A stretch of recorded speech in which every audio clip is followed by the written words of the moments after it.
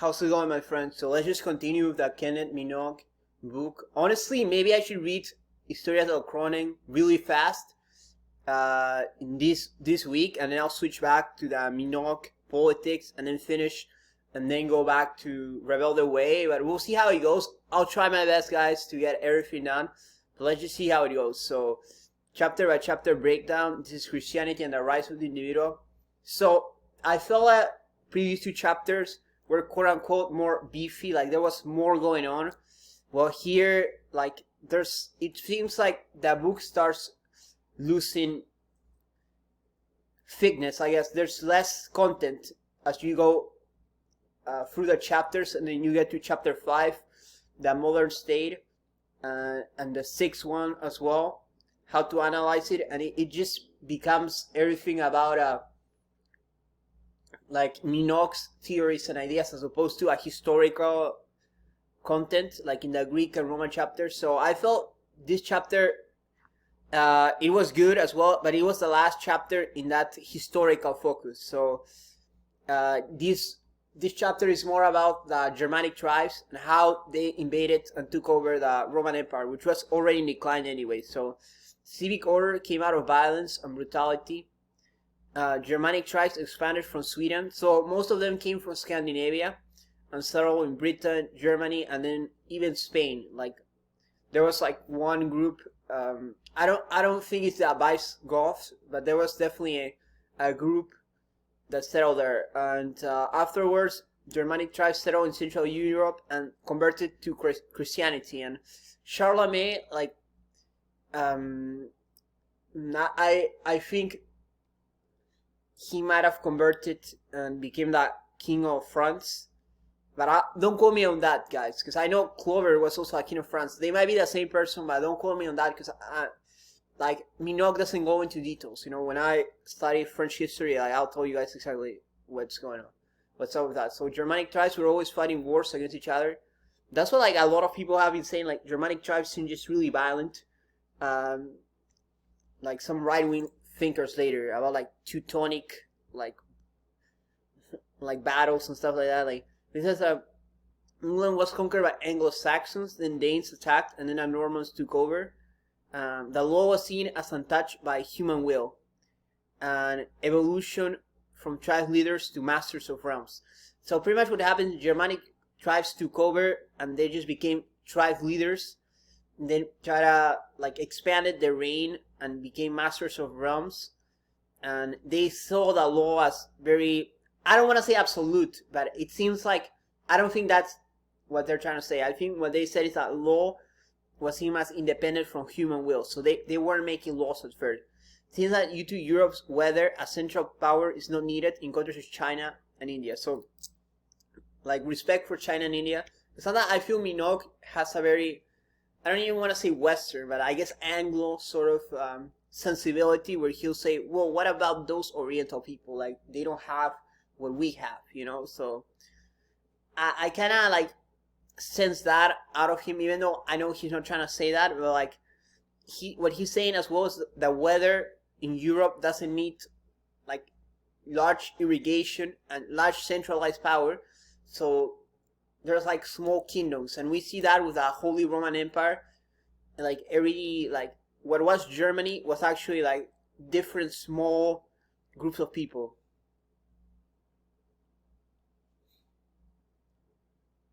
So he's saying dukes were very important in ruling, and they were independent trading cities at the beginning of the nation. So the concept of nation state wasn't developed at first, but it was slowly developed as time goes on.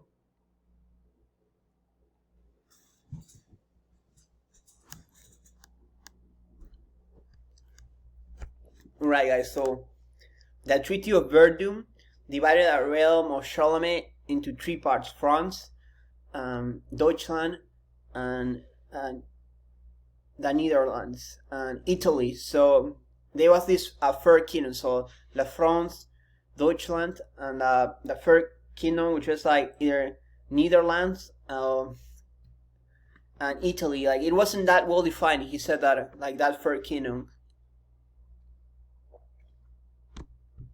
And I'd like to delve more in European history later, but he just kind of goes through it fast.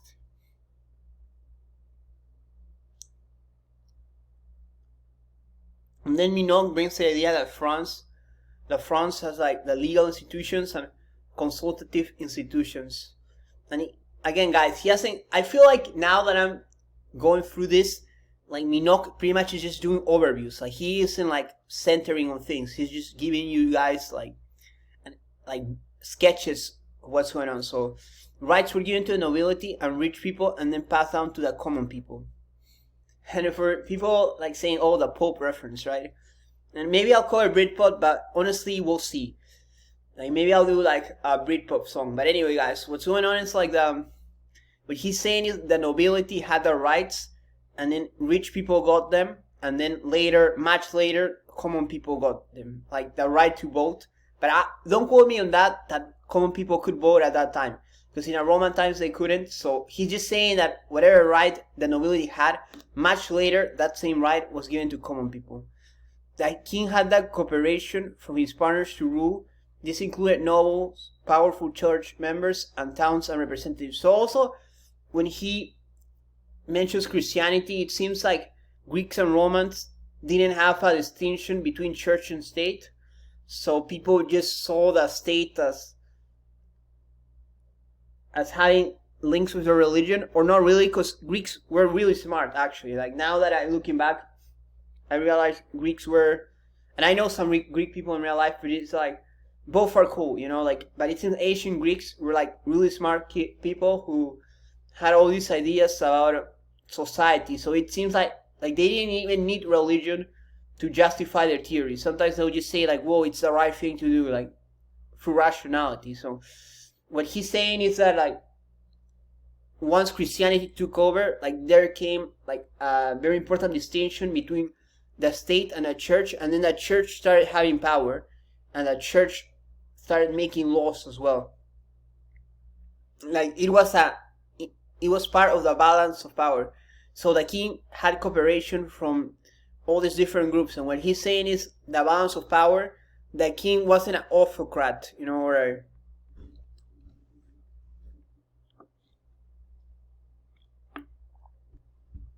like in the sort quote-unquote Oriental world, or where like the king just rules by caprice. I like that expression, but it seems like the king always had to consult with different groups like nobles, church members, town representative.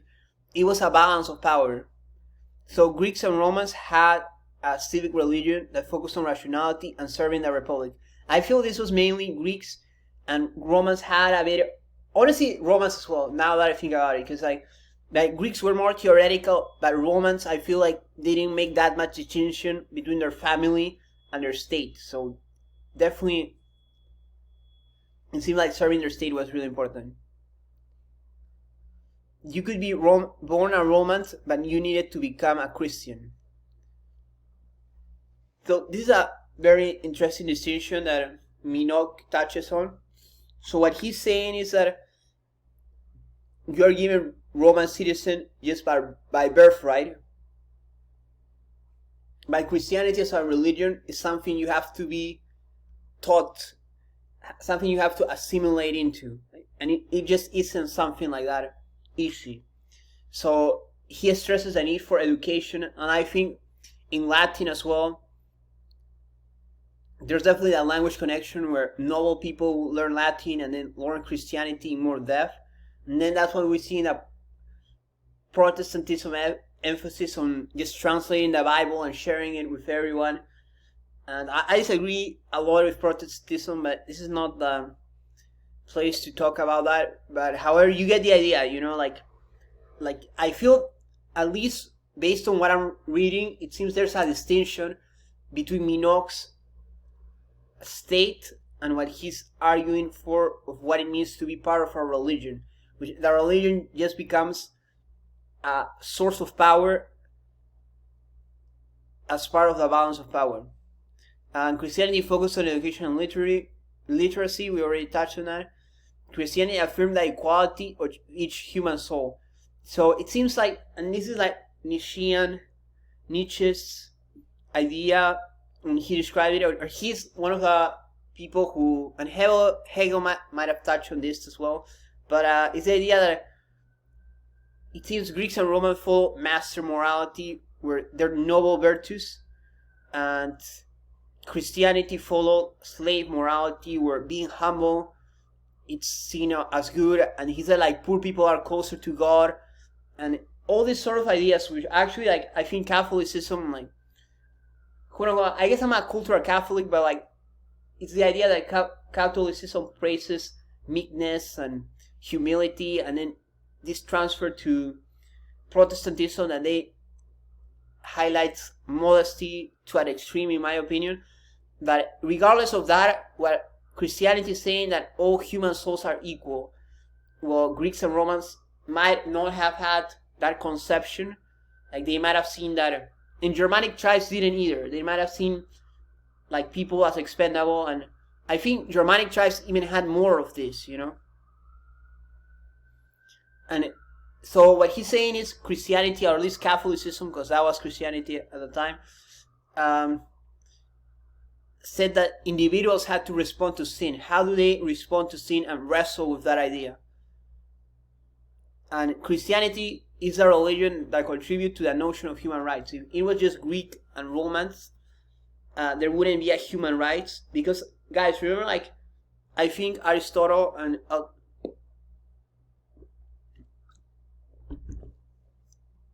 guys, we're back. So remember Aristotle and other Romans, other Greeks were saying, well, it's just logical that slaves are inferior, so they need a master to be ruled. And it seems Romans wanted to spread their civilization by saw everybody outside of it as barbarians, and they didn't see equality, while Christianity affirms the idea of human rights. Like every soul, every person, every individual has rights regardless of their beliefs. And then he goes on the alliance of power between sacred power and monarchical power. So sacred power was the church, and it had an influence in society, and then monarchical power was monarchs, which also had an influence. So the church turned sacred into a post of social bond. I'm actually not sure exactly what this means. I guess if we contrast to Greeks and Romans, like maybe they saw religion more as a social thing, but I'm not there yet to like comment on that. The Pope controlled the affairs of the state, and this is interesting, like how much power did the Pope had, but it seems that Pope was seen as a legitimate power within society, which it's interesting because religion, I guess during the Middle Ages, religion played much more of a role. Well, during the like a previous decade, not decade, but like during the eras of Greek and Roman rule, like religion wasn't seen that way. So it's fascinating to me because it seems religion wasn't as powerful during Greek and Roman times. So balance of power was kings, nobles, and church. Then I did some vocabulary. So feudal, specific type of order emerging out of violence, medieval, what educated man used to call the 2000 stretch, the stretch between the classical period to the Renaissance. Realm is a kingdom. What is king's peace? Still I don't know. Magnates. It's a powerful person, property owner. Exigencies require immediate action. Religion, what society believes is the point of being alive. Christianity redeemed humble people. Like I said, guys, Nietzsche and Machiavelli disagree with this view. Piety, devotion, and reverence could be slavish. So, exactly. But honestly, I don't think piety is wrong. I think modesty is wrong. So, they started introduced, after Germanic tribes converted, they started introduce dioceses, a province controlled by a priest. That might be a Latin word, by the way. Yeah, as I said, why were Germanic tribes pushed westward? And this happened as well during the Han invasion of the what is now Russia. Like, why were Germanic tribes like pushed away? And that's very interesting, and I'll explore later.